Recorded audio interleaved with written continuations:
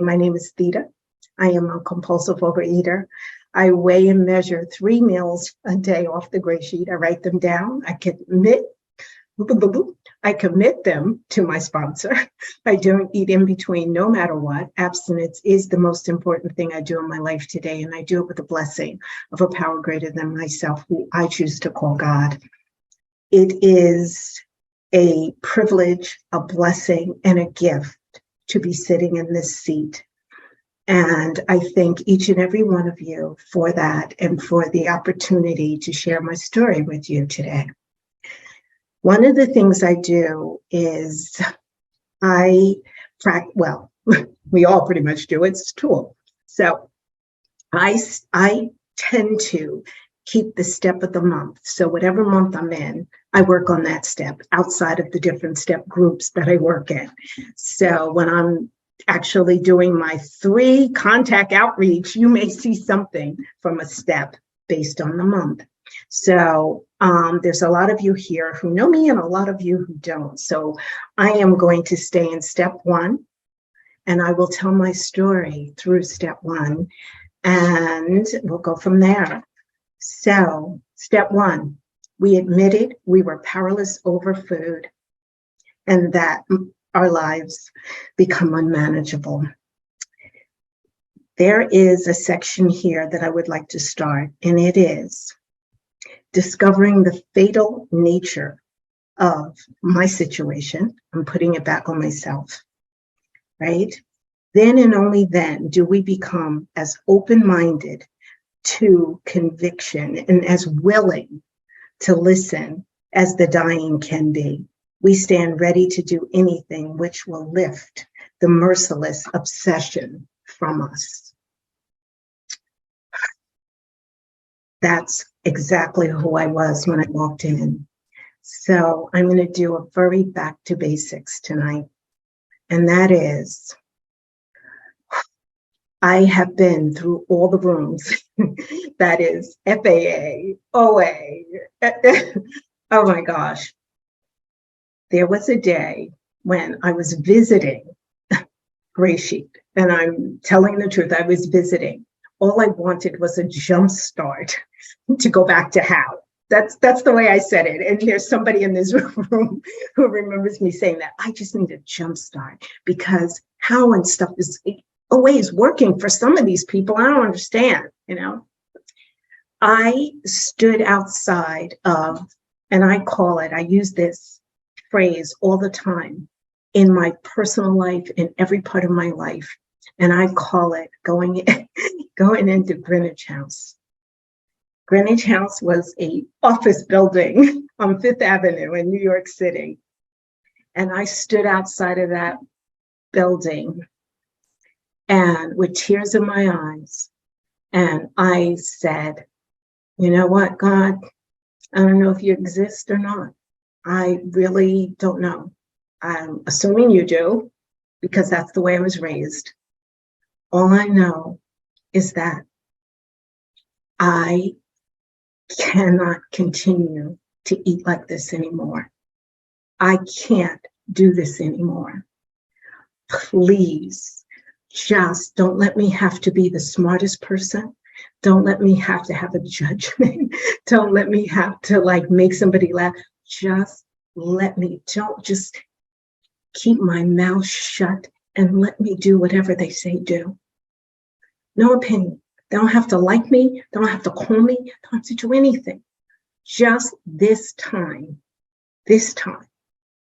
let me go in, let me get a sponsor, and whatever they say, just say yes.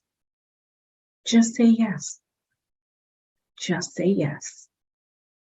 I walked in. I sat down. I listened to the speaker. And I'm familiar with 12 steps. I wasn't unfamiliar. My top weight, I will tell you, at one point was 300 pounds. And at another point, I think by this time when I came in, I was like 250. I was up and down, emotionally, physically, spiritually. I was bankrupt. And it was either do this or die. That's what it was for me. do it or die. And it really, and I'm going to say it again, because the clarity is why I'm sitting here today. I don't need to be the smartest in the room, the prettiest in the room, the thinnest in the room. I don't need to do anything. I just need to do what you say.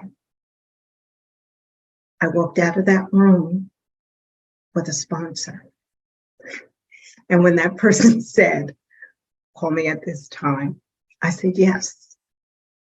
When this person said, here's what we do, you know, we chew gum, but we don't have mints. I was like, what are the ingredients? And then I went, I have no opinion. Just do what they say. If she says, do that, do that. That person went out in a week. Now, the way it used to work for me in OA, that was time to eat because it was called a slip. I'm not a person who does well with a slip. That's why I do well in Gray Sheet. There is no such thing as a slip. I'm either eating or I'm not. And someone else took over. And that person said, call me at 5 a.m. I said, okay, you know what? I didn't get into, oh, I'm not up that early. Or I said, okay. That person said, I cup. I said, okay. That person said, you have to go to 90 meetings in 90 days and you have to call me on time. I set my alarm for that time. I turned over, gave that person my food, went back to sleep until I had to get up for work. That's what she said, do. That's what I did. She said, go to meetings. I went to a meeting every day. She said, we do service. And so when you go to the meetings, maybe set it up, put the books out, because in those days there was on 14th Street a big book, and we would have to go put the books on the table. Whatever it took, I did, right? The chairs had to be up. I did the chairs, right? She said, I want you to share. I raised my hand and shared. And I didn't go into what I used to go, I don't really have anything to say. Didn't do that. Whatever she said, that is the clarity for me when I walked in, but that's also the clarity for me now. So she also said, I take food. Whatever problems, issues, whatever, those conversations will be there. I take food. I at first was like, oh, what does that mean? It's not like I would ask her to be a therapist. Zip it up and do what they say. Just do what they say. It's okay. Guess what? They're not killing you. They're helping you. So I only gave her food. I didn't make her my God. I didn't make her my mom. I didn't make her my fairy god. I didn't walk around saying, oh, I have the best sponsor in the world. I have the best. I stayed focused on what the tools are and what we need to do. And that saved my life in so many ways. Show me what scale. She showed me how to do the scale. She showed me, how do I do the cups? What do I do? You call me before you make a change. Call me, or call someone else. We call 3 people a day, right? We make outreach calls. I make outreach calls even today. And I know I didn't tell you how long I've been around. I'll tell you later because it doesn't really matter. Because what I also know is I'm one thought away from a bite. The food is the last to go. It isn't the first. By the time I pick up, I didn't go to meetings. I didn't make those outreach calls. I went around telling somebody what they should do differently versus what I'm doing. It was too many opinions on outside issues that don't have anything to do with putting that food on the scale. If we run over and it's 8:01 and I don't have mute on, you will hear my phone with a song. It is time to call my sponsor. I do what I did when I walked in because for me, this is a do or die situation. It's a do or die. I found that with GreySheet, and I can tell you like all the stuff about my childhood, all the stuff there is for me. Doesn't matter whether it was snowing outside where I needed a stack up or it was sunny outside. I ate. It was my best friend. It was everything. Even when I was out with people, it was always about eating. Food was the number one thing. Even when I drank sweet drinks. It wasn't like I was drinking alcohol that was like, didn't have stuff in it. It was almost like my dessert. It was my first addiction, and it's the one that held on the longest and that choked the life out of me. Choked the life out of me. I couldn't breathe from the pain of being a compulsive overeater who could not manage anything. Let me go into the part of the step where it talks about life is unmanageable. I literally thought, because I'm smart, I literally thought that my life wasn't unmanageable, right? Because unmanageable means you didn't have a great career, or you just. And remember, when I walked in, I said, nobody cares what your career is, just get in there and weigh and measure your food. I thought that my life wasn't unmanageable. So the moment that I got abstinent, lost weight, well, let's tell the truth. The moment I lost weight, all things would be good, right? And then it was about turning your life over to a higher power. I'm like, I remember praying since I was a kid. Make me thin, make me beautiful, and help me marry a wealthy husband. That's all I wanted in life, you know. I didn't have much. I don't think I had much dreams. Make me thin, make me beautiful, make sure I have a great husband. Yeah, that was hard to get, you know, and a good career. Didn't know what it was going to be, but it had to be a career because I had to be a career person. But what I learned in these rooms, my life was unmanageable. It was unmanageable. Just because you go to work every day didn't mean that things were right. And what was unmanageable is my relationships, because they were built on me being high on food, right? And because I worked in a creative industry, and when you're creative, they're like, oh, she could do anything. So it allowed for bad behavior, which I wouldn't do now for anything in the world. I just wouldn't.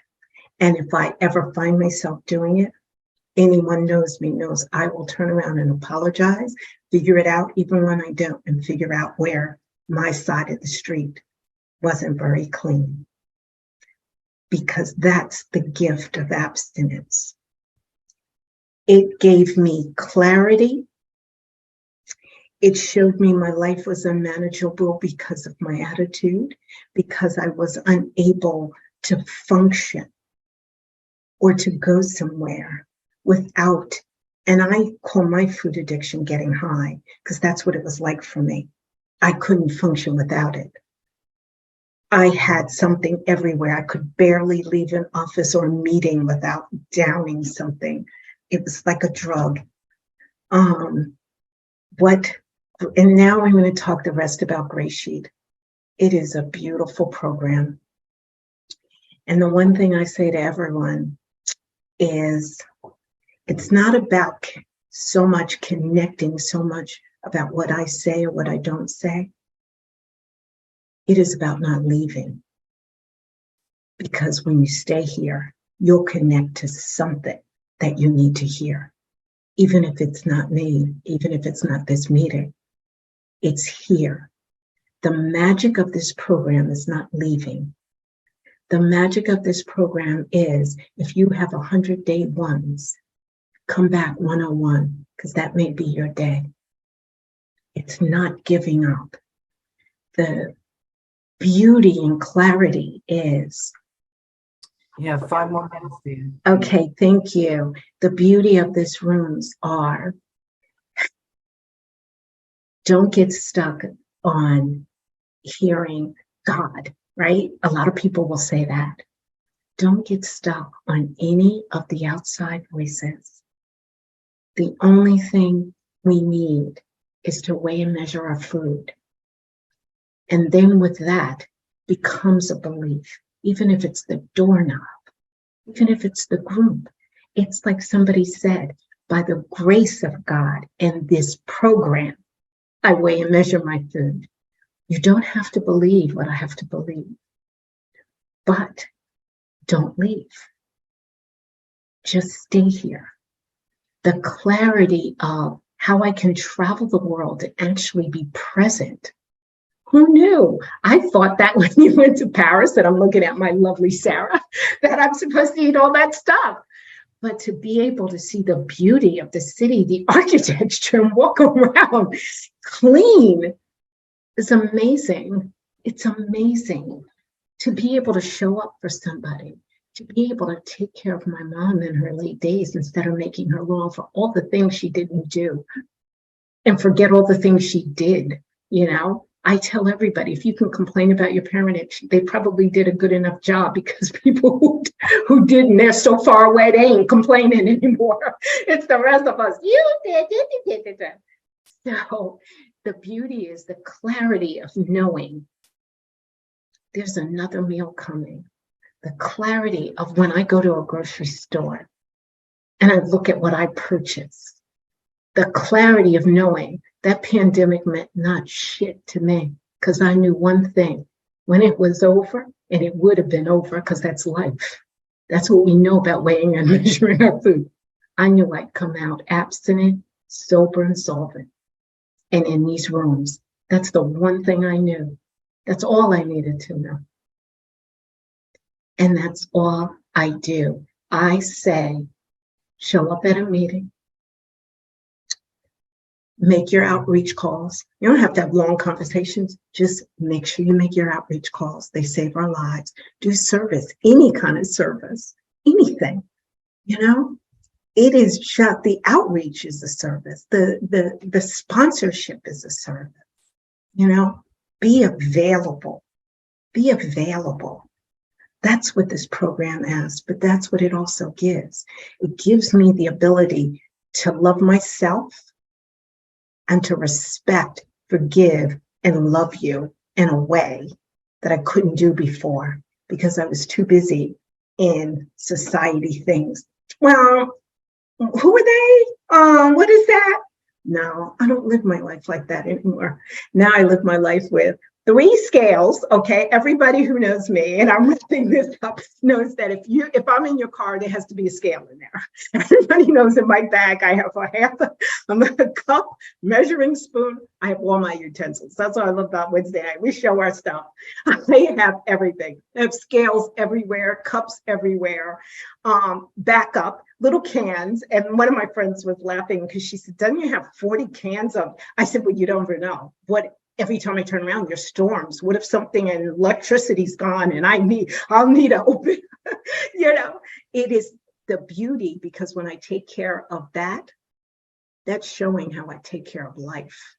The way I do my food is the way I do my life today.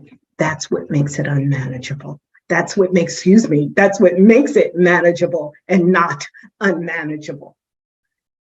That's what makes me able to forgive you, is the clarity of my head saying, yeah, you know, those first 3 things that we do, I wake up in the morning and go, oh my God, even after all this time. And I'll tell you, May 26th of this year will be 25 years. And I've done this with so much love and so much respect. And I don't leave. I don't care who's speaking. I don't care. When people tell me that, I say, yeah, and the big book says, see what you can give to the meeting. Never mind what you're supposed to take out. What are you doing? I take that in.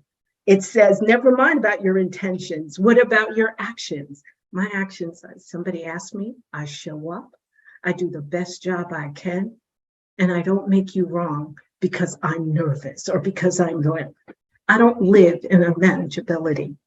I live in clarity, exact numbers, and connections. And I do that with the grace of a power greater than myself, who I choose to call God. And I thank you all for allowing me to speak on a Friday night. And I think my time is up. I'm looking at Felicia.